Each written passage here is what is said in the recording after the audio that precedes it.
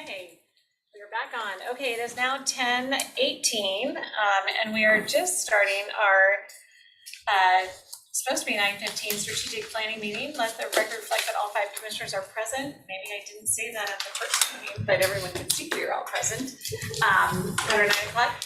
So today is December 4th, 2023. It is Monday, and we are having our strategic planning meeting, starting almost an hour late.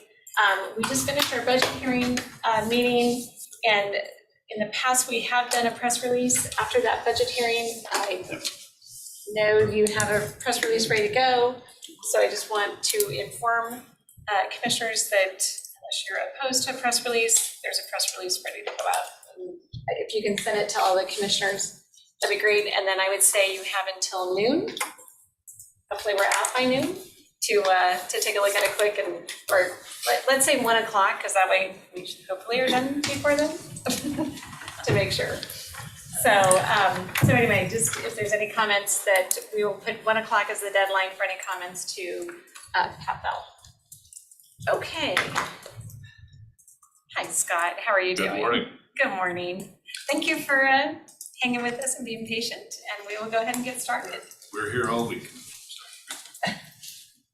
Thanks, commissioners. Appreciate your patience with us as always. We've got several things to talk with you about today, notably the upcoming comprehensive plan cycle that we've been working on feverishly behind the scenes, putting together a work plan for the coming year. Several of you have seen some of that preview at the steering committee meetings lately. And today we want to go over really 3 things.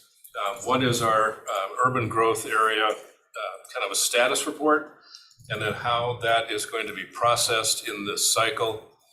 Second issue for us to bring to your attention today regards the Office of Financial Management, or OFM, population forecast numbers. That we will show you some diagrams and get some feedback on how that's going to be affecting the urban growth areas. And then lastly, to wrap up, the beginnings of our public participation program and the strategies behind that. We have, as some of you recall, in last year, 2022, the board updated its public participation program guidelines, which had first been, or had not been amended since 1998.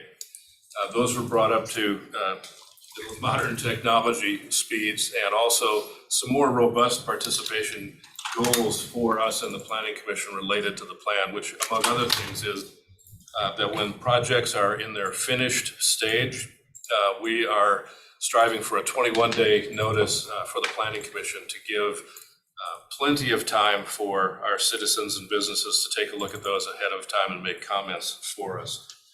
That public participation program guideline document is now being turned into an actual program for the next 2.5 years by our team. And we're going to share some of where that's going with you.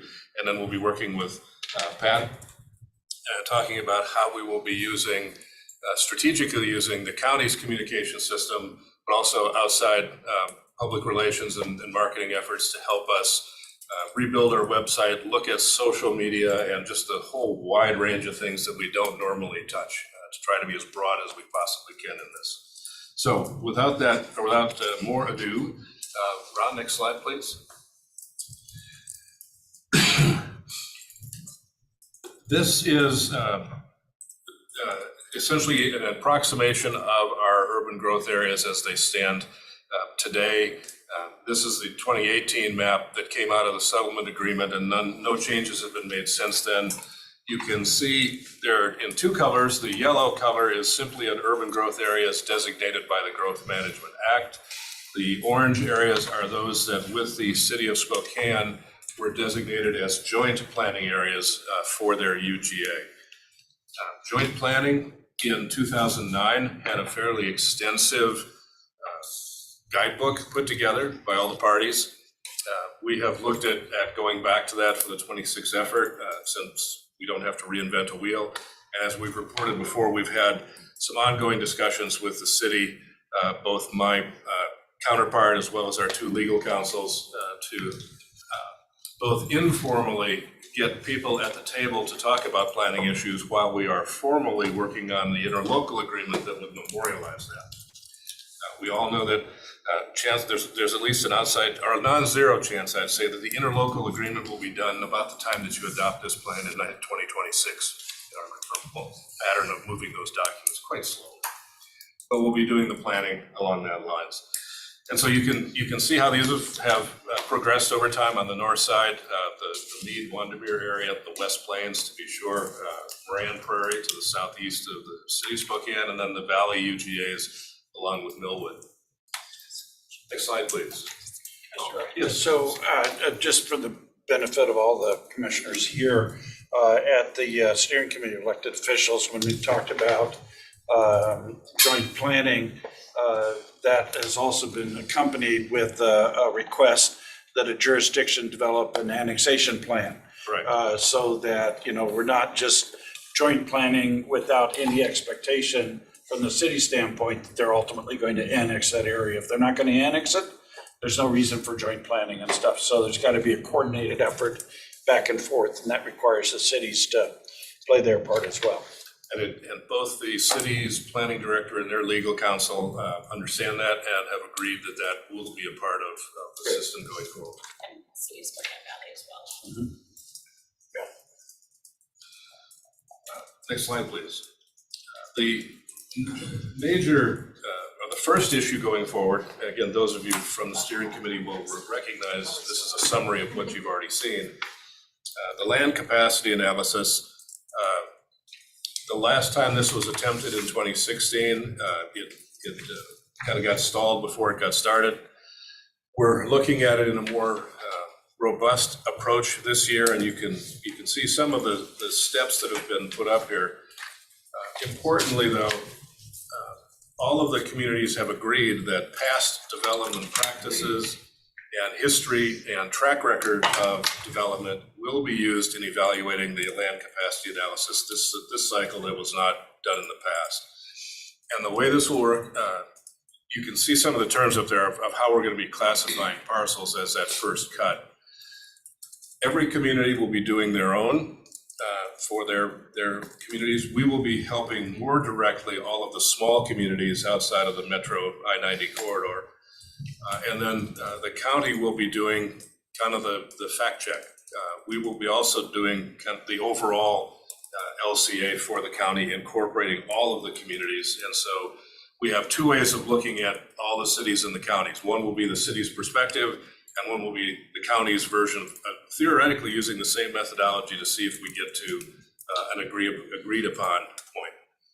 What the cities will be responsible for is also looking at that methodology and determining their recommendations on what an expanded urban growth area would look like geographically.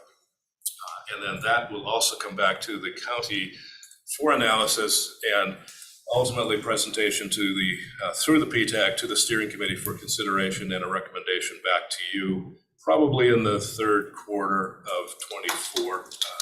We would anticipate at least those initial efforts coming forward. Like I said, as you can see on the slide, we're talking about the basic categorizations of how to identify underdeveloped or vacant parcels. And then, as we've said before, the cities will do their own analysis, but the third point from the bottom, past development patterns, and as Commissioner French has pointed out in the steering committee, actual infrastructure capacity. That's something that has been ignored in the past and is a legitimate issue for the older parts of our core cities that have infrastructure that dates, well, Scott knows better than I, dates back quite a ways. I think the wooden water mains have finally been replaced, but there's some pretty ancient equipment under our streets. And we'll have to have some analysis on particularly the city of Spokane's infill strategy, if it can be supported with the infrastructure that's in place. Yeah, and 2 weeks ago, I had a meeting with a couple of developers that are trying to work the infill development, and they've run into the lack of sewer capacity in the streets. And so that that strategy has to be vetted out from a capital facilities plan is because if there isn't adequate capacity in those sewer, it's predominantly sewer. You can always increase water pressure, but sewer is, you can't get more flowing through the pipe than the pipe will handle. That needs to be vetted in terms of where, and especially on South Hill, where, you know, that's where the greatest challenge is, because that's where the older pipe are. But anyway, so yeah, it's been confirmed for me by a couple developers. So would that require, so as you're developing the plan, all the different cities have to look at their capacity if they run their own sewer or whatever system they're under. They also have to look at water. I'm thinking more of the valley for that with the different water districts, right? So does that have to be, do those different jurisdictions have to have updated capital facilities plans that would plan and show that they would invest in those areas? Yes, they do. Or is the that- tool. And that always is interesting with the variety of water districts, which is why you want to update that. The CWSP, water- the water system plan. Right. Correct. So just to the same, so that, you know, kind of like in the city, it's a huge issue, because downtown, when I was on city council, we figured out a way to pay for some of the upgrades to sewer so people could redevelop some of the older buildings downtown, because that is a barrier. Right. If you're gonna redevelop that was more around commercial buildings, switching into residential. Well, and it's compounded by the fact that in the city, they've got combined sewer and stormwater overflow. So that capacity you might have otherwise had for sewage has been consumed by stormwater. And so, you know, the city's been really struggling with that with EPA and ecology to try and control that in terms of the outflow into the river. So it's not easy. It's not as easy as just saying, we're going to take this lot, we're going to put 4 houses on it. There's a lot of things that have to go into supporting putting 4 houses on there. Right. And from our perspective, working with the steering committee, the city has been quite open to understanding this. The previous council president Beggs was early on saying that the infill strategy had to be tested because it didn't work. Yeah. And even at the most recent meeting, Councilmember Cathcart was quoted as saying, we grossly overestimated our ability to grow last time, and we can't do that this time. So I think the city and the county are in a healthy position to have an honest dialogue and discussion about how that growth can happen. So and it will be not just with the city of Spokane, but also with the Valley and the others, both on the metro corridor as well as the small towns. Deer Park wants to grow, Cheney wants to grow, so we're going to be helping them too. Well, and I think it's important to set the tone that I know for me personally, it is not an anti-city strategy. It is a regional strategy about how we grow.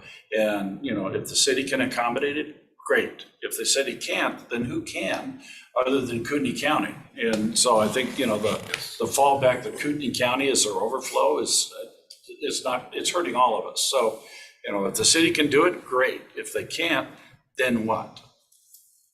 And along that line, you know, our kind of guiding philosophy with the PTAC and others, and again, the steering committee's heard this, is a healthy downtown Spokane is still the most important thing for healthy Spokane County. It can't be a competition if we're going to grow sustainably. So finding ways, condo laws, other things that can help a high-rise residential environment grow for those who choose to be in that kind of living situation is really important for the county as a whole, not just for the city. So you can see here, this is the basics of how we'll be coming up with what we call modeling. Tom Kunis at the assessor has been great at helping us go through his data to pull these things together. That's why we're using these values, for example, because they're all tracked by the assessor. And then we will be starting to model this right after the first of the year for if the steering committee meets at their January meeting. I know that's one of the fly-ins, so we're kind of putting that one on hold if we need to.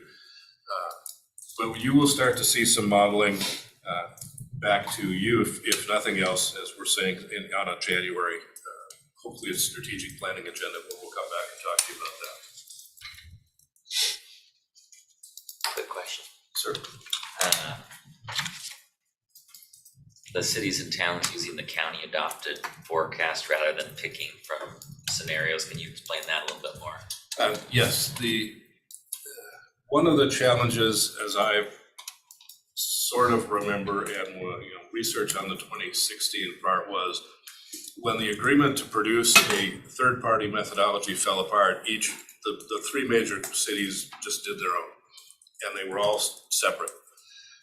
The agreement from PTAC and the recommendation of the steering committee is we're going to pick a single county number, and everybody will work with the same number in those projections and then break them down by community. And as you'll see that on the next two slides. So one last thing, so with regard to the infill and capital facilities, one of the things the city's been challenged with for decades is infrastructure improvements, particularly with transportation in the 195 corridor and stuff. So next Thursday, I'm hosting a town hall meeting where I'm presenting a strategy to be able to fund improvements for both transportation as well as parks and fire.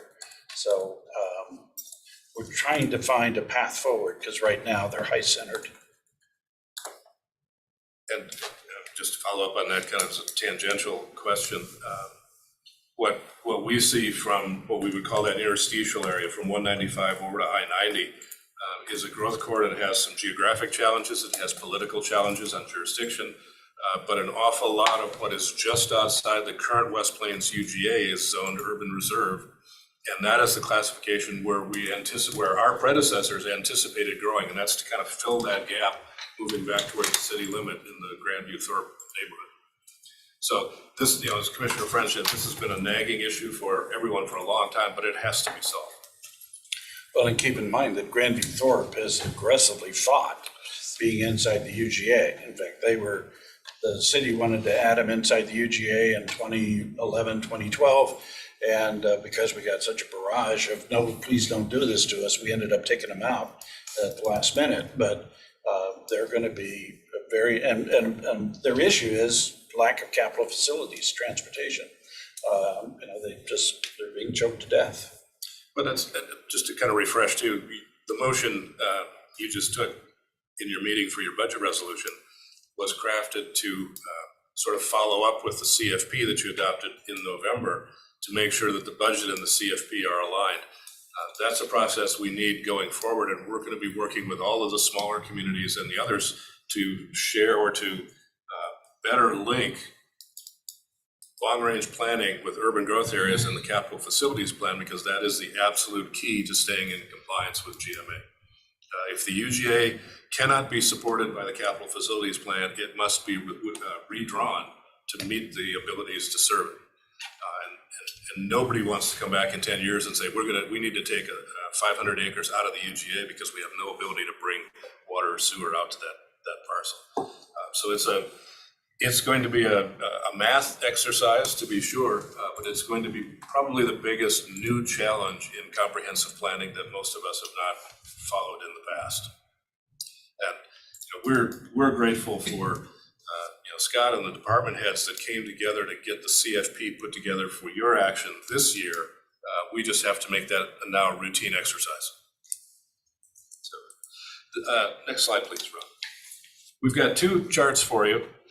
The first one is from the 2017 numbers, and what's really important on this one is where you see the black line. Those are the what we would call the actual numbers. The projections that were made, the middle or red dashed line is that mid-range group, and the others are low ball and high ball numbers that went from there. You can see a gap or a delta between the red dashed line and the black line. That goes back to the first kind of challenge this group, our predecessors had, some of you were here, with FutureWise and the projections of the UGAs being badly drawn in 2013. The major charge was twofold. One, we put in too much light industrial land, and the second was we overestimated our population, and therefore we planned for more land than we could accommodate or we would need. Turns out our predecessors were more right than wrong, and that delta is what shows up on this graph. The county, in fact, did grow faster than that mid-range projection. And that's also why we were able to report to you in late '21 that we had hit our triggers under the settlement agreement to start beginning to examine the urban growth area. And so this is, it looks like a very simple diagram, but it's a really important chart to show that the county was closer to being right than wrong in the past, and we're growing from that. Next one, Ron. Sorry. Quick question, so is this showing, are the three lines kind of the three choices that you can make for low, medium, and high? Yes. Okay, and then, so the medium was chosen. The high would have been the upper bar. Correct. Okay, all right. And then a similar choice will be made this time. Correct. Okay. When this was in the 2016 world, the county didn't choose, and Commissioner French, you were here for this, the county didn't choose the median, it chose the median plus something for faster growth. And that was one of the roots of the Future West challenges. In their opinion, we couldn't justify that change. We didn't give them the methodology to justify that change. That's, water over the dam. But what the diagram shows is that was a better choice. Turned out to be better on the ground than the mid-range projection was. The challenge is that OFM and FutureWise and those guys, they use historical perspective to predict the future, where what we did is we knew what we were experiencing and we anticipated the future. So philosophically, I think there's where we parted company and why we had a difference of numbers. And it's difficult to justify that you're growing as opposed to saying, well, look at, you've only grown so fast for the last 20 years. Well, yeah, there's a lot of dynamics that have happened 20 years of slow growth. So that's part of the tension that existed. So does the orange line, is that what the mid option was at the time, or is that the mid plus that was actually chosen? No, this orange line represents OFM's mid-range projection. Okay, so there could be another line that would be mid plus, which was the actual. There could, but OFM only uses the three trend lines, low, medium, and high. Thank you. We are legally able to make our own line as long as we can justify it. And so what we're starting with, and Ron, the next slide, please. What we're starting with, in fact, could you, if people would, oh, I'm sorry, Jeff. So had you just picked the high line, would that have been totally acceptable and the challenge wouldn't have happened, or would have been harder to push for a challenge then? If we had picked the high projection, we would have had to have produced a capital facilities plan to show we could serve that much more population. Okay. So it would have been a very expensive line to have chosen. I mean, if you wanted to, it's been suggested that you can game the system by saying you're going to use the low line so you don't have to make investments into capital facilities, but the consequence of that is you don't have enough land to grow. Right. So, and if you go too big, then you got to support it. And so, you got to merge the two together to hopefully come somewhere to where you're actually going to experience it. That's it in a nutshell. And if you could take a look at this graph while Ron toggles it back and forth a couple of times, you can see the black line doesn't change, but we go from those other projections to now one where we're going from where we are, a reality. And you can also see the red or the orange line, the dashed line, does trend a little shallower slope, or what we would call regression to the mean. So it doesn't mean we're going to keep growing at that 2 or 2.5% rate. It might be 2 or 1 3/4 or something. So it's just a little bit down.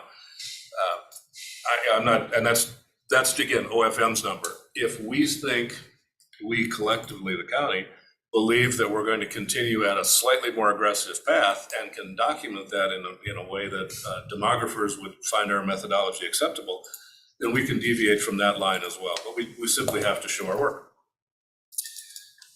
What we're saying for this early part of planning, though, is it's safer and more conservative to accept that middle line because it's easier to adjust upward than it is downward.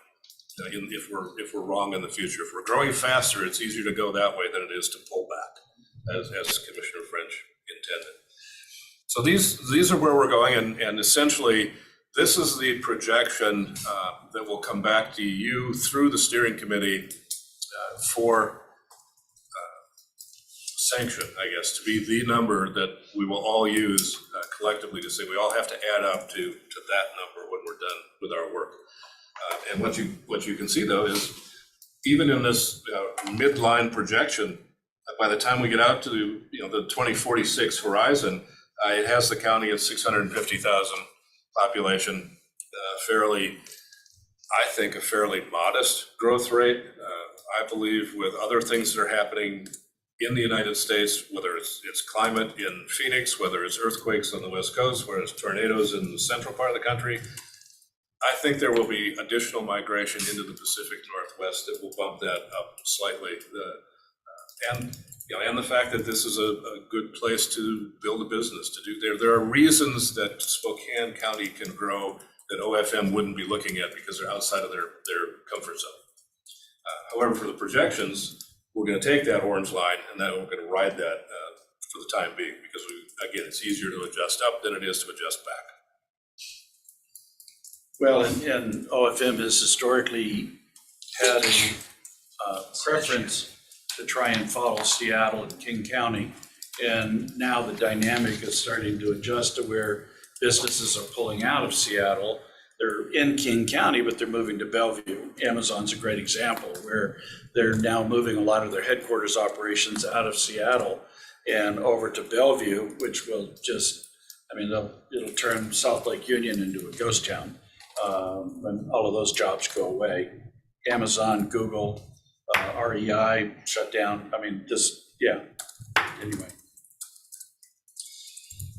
So that's kind of the quick summary of how the population projections are going to be driving the urban growth areas. And as I said, we will be challenging each of the communities to take that number, do their own forecasting, and say we've determined that we can, for the city, we could put this amount of population in an infill strategy. That means we need another 200 acres of land to grow into our urban reserve.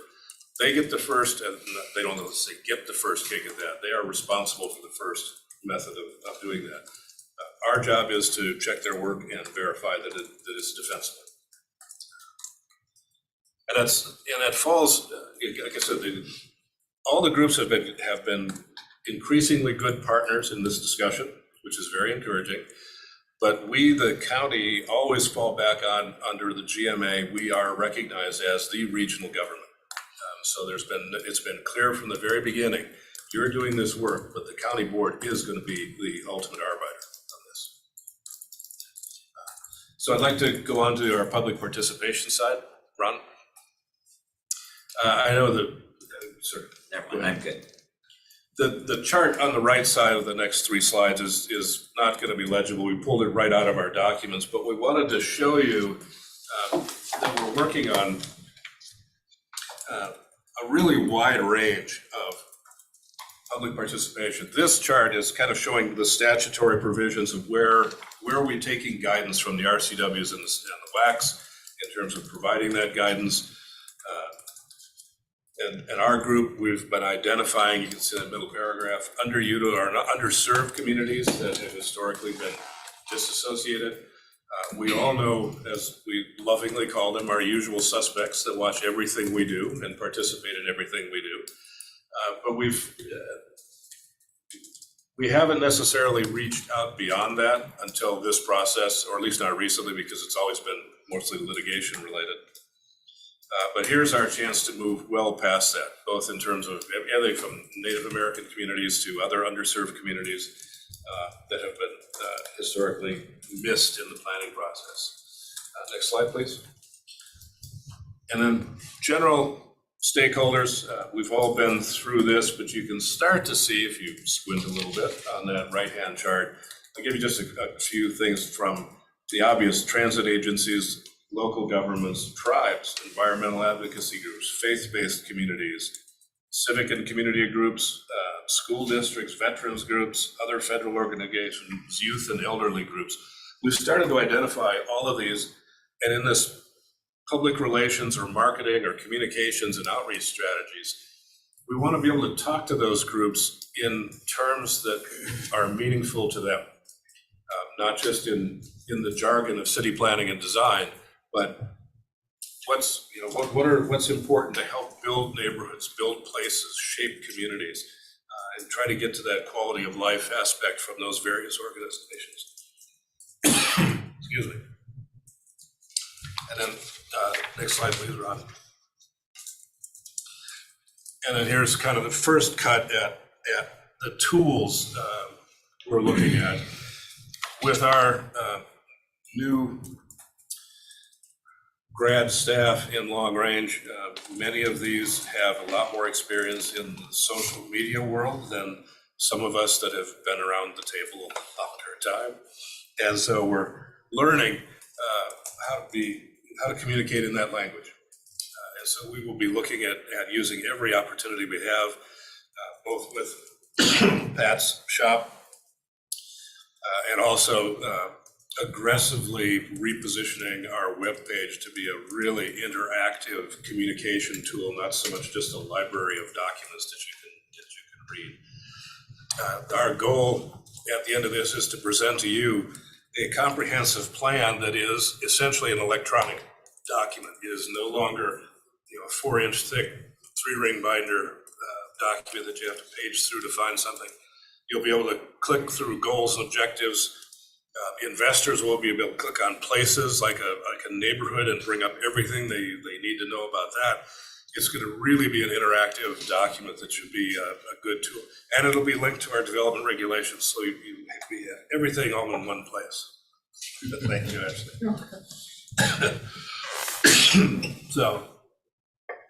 Just a couple quick comments about engaging different communities. Just quick thoughts for you. Looking at the groups that participated in the 2020 census, where there was a big emphasis on trying to connect with underserved communities.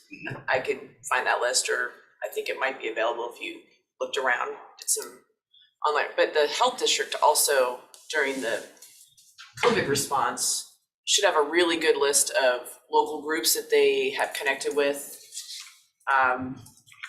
to educate and get information and dialogue, during the COVID response in underserved communities and different language communities. So those are just a couple ideas for you. Are you planning to hire someone that could really vet our information, how we market, how we communicate, so that a different lens of how we can really make the process accessible? Like you're saying, get away from the jargon, because sometimes internally, we'll use the jargon, and I'll even use the jargon. So having someone that can look at it and go, hey, maybe this is a way that you could explain it that's accessible. We anticipated that, planned for that in the budget we put before you when you authorized CARP funds for some of the new staff. We had a healthy number in there for professional services, and communications will be a part of that. But we'll work internally too to make sure we use every tool we have already at the county that's in our desk. But we do want to have outside eyes. We want to have this at a different presentation style than just the county's version of it. Do you have some examples of other counties that have been I do not. successful in really engaging? We've heard of some examples, but I haven't seen any yet that have gone to that leap of saying we're producing something that's going to be a total touchscreen environment instead of 800 pages of text. Thanks for this.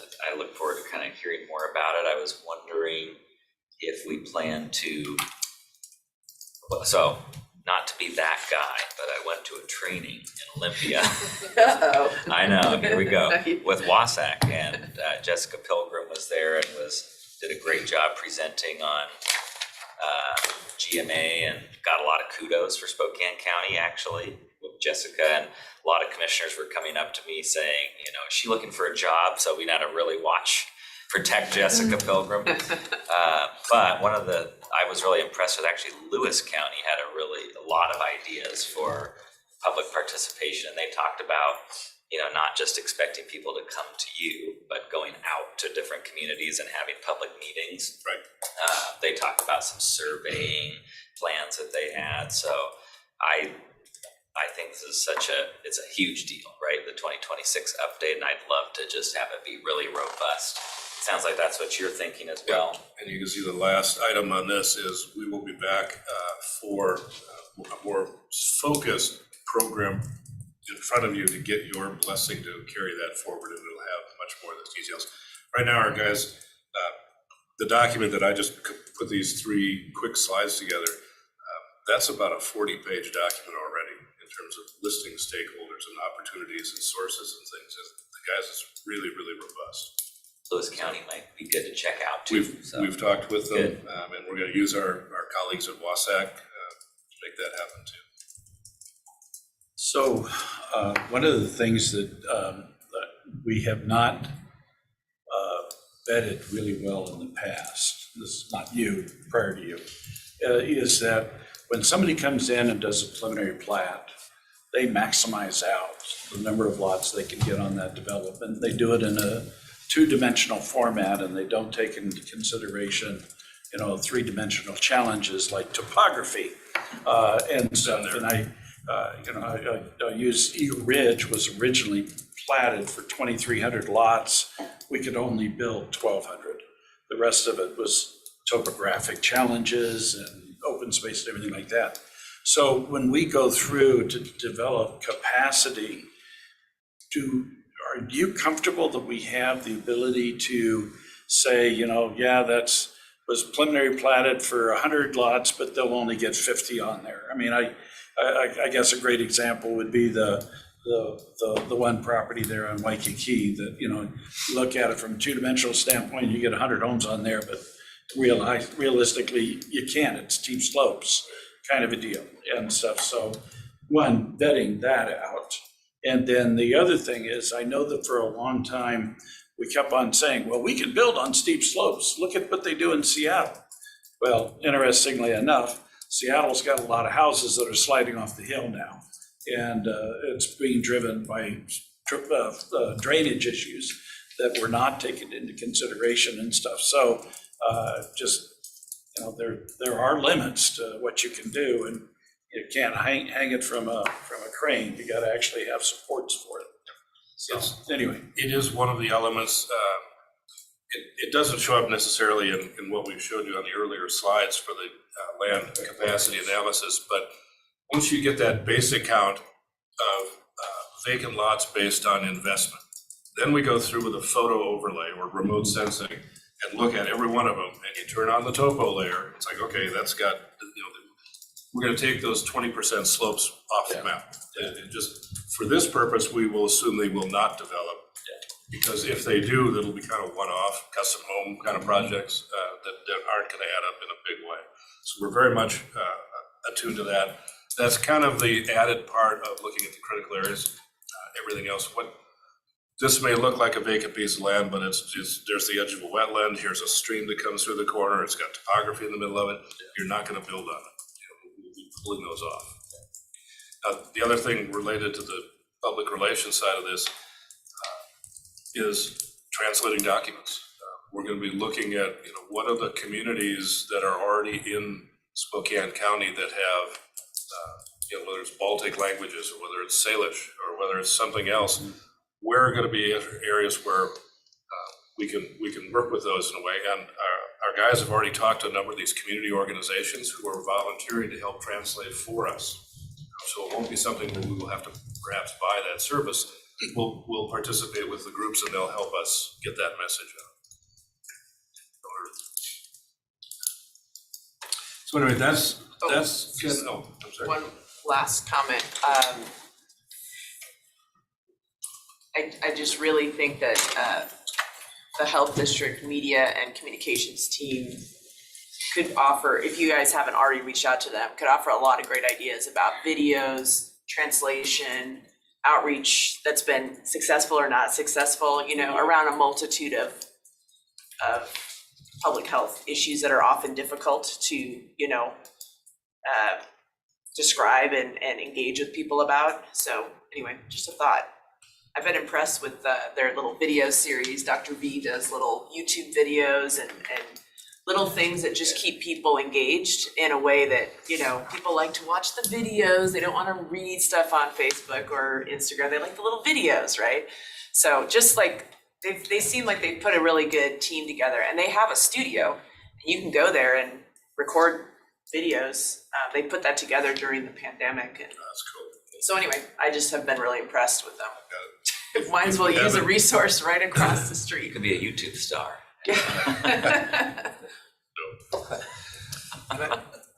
Can I ask Scott, can you send us the list of the stakeholders that you already, I just noticed on your little snippet here, there's at least one organization that doesn't exist anymore, so, Okay. yeah, just, if we could all take a look at that, there may be, That'd be good. there may be additional groups that just don't exist. Sure. Yeah, our guys are taking a pretty broad search right now, and then, narrowing it down. So yeah, we'll send it out and And then are you running it by the plan commission as well? Like, Yes. how do they get involved with giving you feedback? December 14th meeting will be, it's like this and kind of the 2024 roadmap with the VC. Yeah, because just even like your elderly, I think, aging and long-term care would be Yes. organization to talk to as to what groups. So that's kind of the three-part discussion, information we wanted to bring to you today. The basic UGAs, the methodology of how to adjust them, and then this communications part. Like I said, we're going to bring this back to you in more robust form in a January agenda, and then we'll be rolling it out, get going. We'll have a pretty strong work plan for 24 and 25.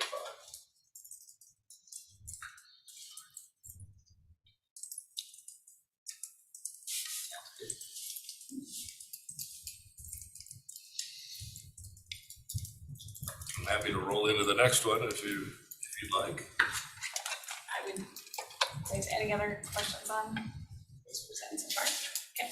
Thank you.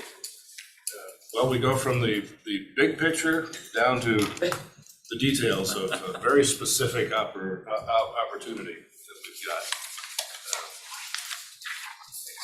Next slide, Ron.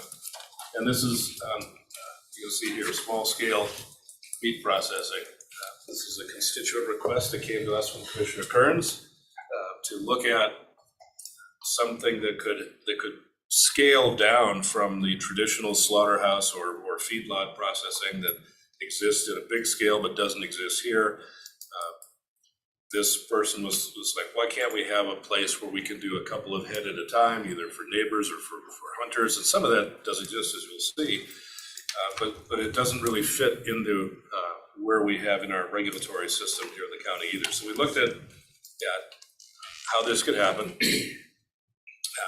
And then next slide, please. There are some terms that came out of this that we could look at in terms of a zoning text amendment. Not so much a comprehensive planning issue, but this would be a text amendment that would allow that within probably our resource lands like large tract ag, small tract ag, forestry or something like that. We believe a conditional use permit will be required in this. What we've heard from the health district and others that you'll see here in a moment are some of the issues with sanitation, disposal of other remains that have to be taken into that. And what we put here is just some, at the bottom of this, you can see kind of the site parameters that might be used to mitigate impacts. Certainly the volume of the operation, which could be number of animals, it could be square footage, employees, or some other parameter. Next slide, please.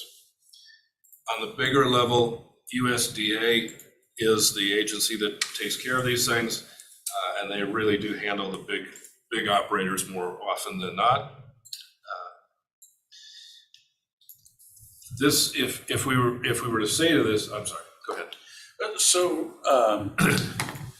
what What plans do we have that if we're gonna allow this, and I support allowing it, so don't misunderstand my concern, but you're not gonna be able to use 100% of the animal and stuff, and so there'll be part of that, you know, you used to be able to transport to Baker Commodities and they would, you know, reduce it down, but now they're not doing that anymore and stuff, and so we just had a situation where, you know, how do we get rid of roadkill? How do we get rid of, and so the solid waste department has a protocol now and stuff. So would that allow for the remains here to also be incorporated into that flow? So that's the question. I don't need an answer today, but making sure that we've got both of those covered so that, you know, we don't end up with people that are slaughtering animals, small on their property and don't have any place to get rid of the remains. Let me jump ahead to the next slide and we'll get right to that. Well, step it up. You're just one This step was- ahead. Patience, Al. Oh, wow. We put up the USDA Sorry, just thank you. because that's the big picture. Yeah. In the state though, where you don't have that food safety and inspection service part of it, it's regulated by the State Department of Ag, and that's where we are in Spokane County. So if there are slaughtering operations that are exempt from the FSIS grant, you can see here, they slaughter for personal use or custom operations. This is the kind of thing that we think the constituent that was asking Commissioner Kearns about, this is closer to what they had in the position. Next slide, please. And there are three operations or three types of things that the Washington State Department of Ag works on. One is, you can see here, custom farm slaughter, which is a mobile facility that travels to their owners on location. There are 6 of those in the county with this license, 4 of which are based in unincorporated Spokane County. They're already in, you know, the urban reserve, but these are, because they're mobile, they don't necessarily they aren't that fixed base operator, so to speak. These operations, though, are responsible for that entire health question. It's one is quartering or processing the beef for consumption, but also taking care of the remains, the offal, the other parts of the animal that have to be disposed of in a different way, whether it's pet food or something else. So they've got that. And then the next slide, please. And then these are the other two.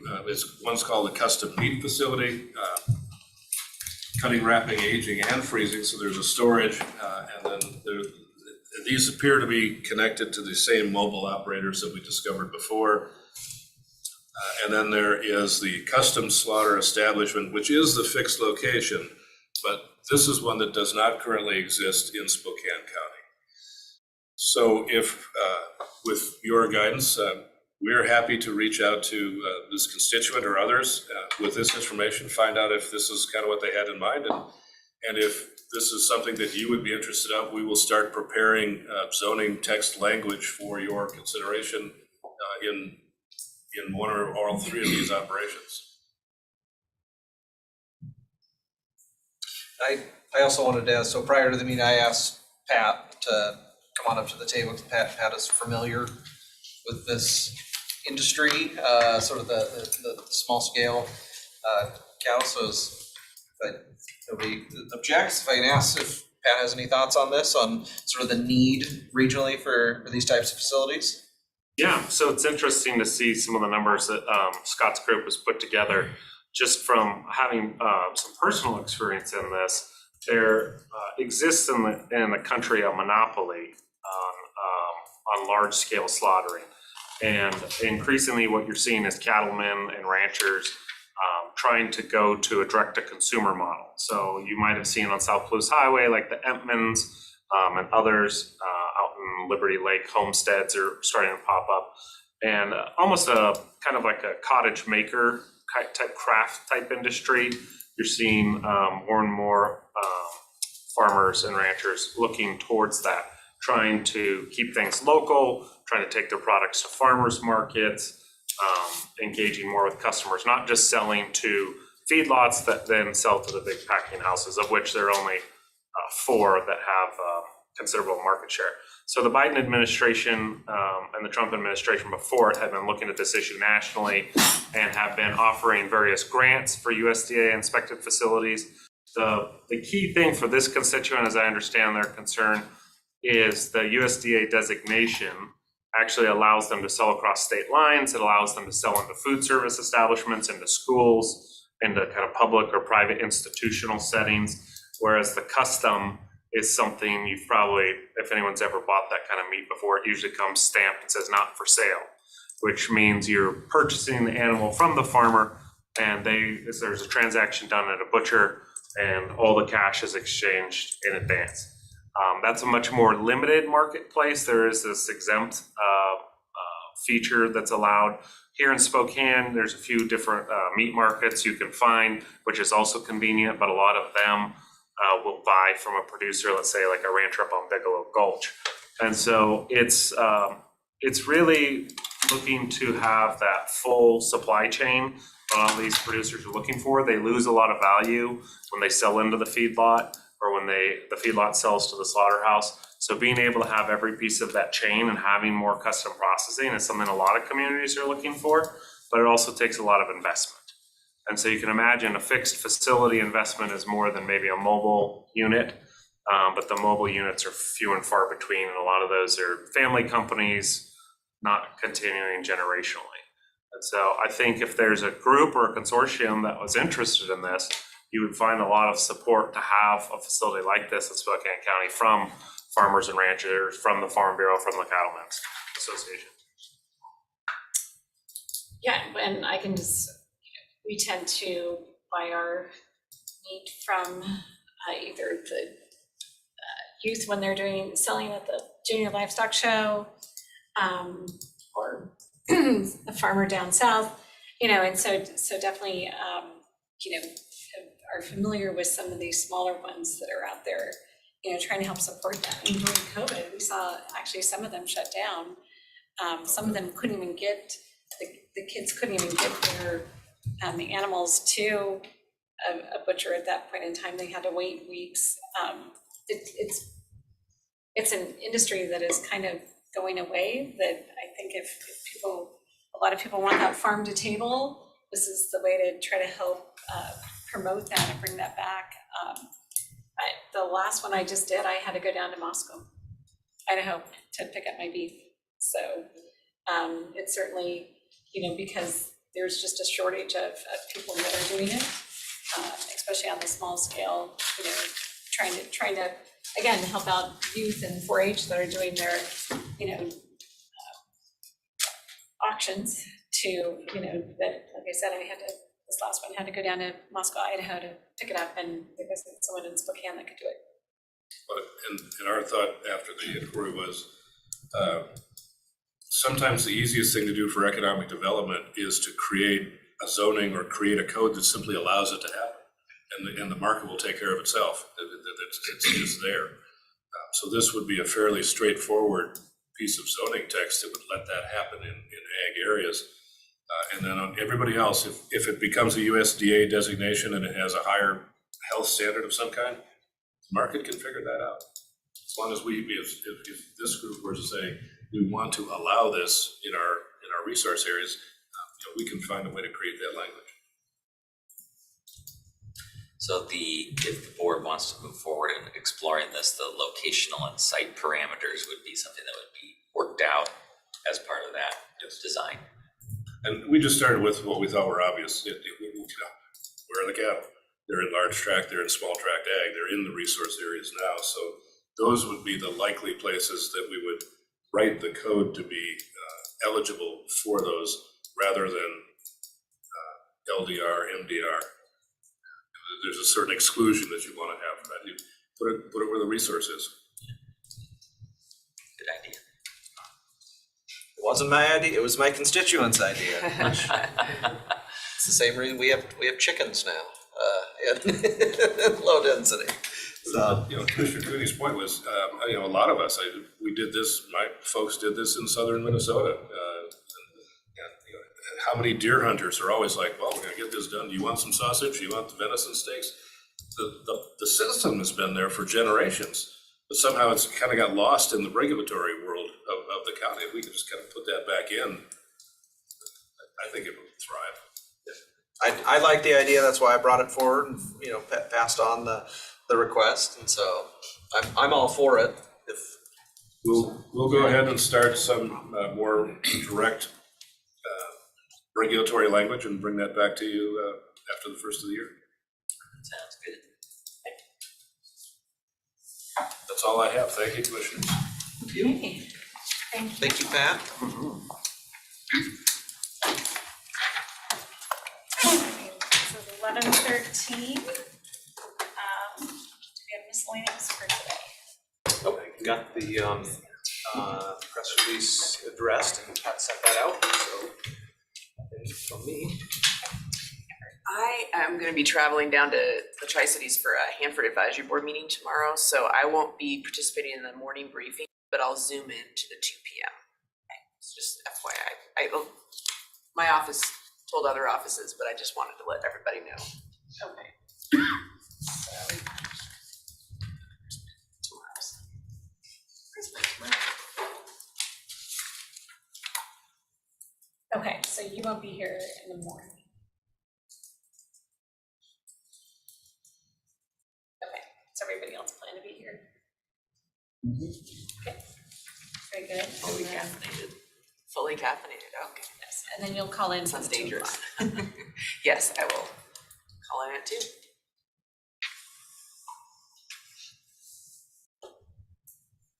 Okay, great. Okay. No executive sessions. Not this morning. Wow. Actually, like, get a little bit of time I back. think you just save time that way. Right. You get I it like back. That's right. Okay, then, we don't have anything else planned for today. We'll then reconvene tomorrow at 9 o'clock for our, board briefing meeting. So at this point, everybody enjoy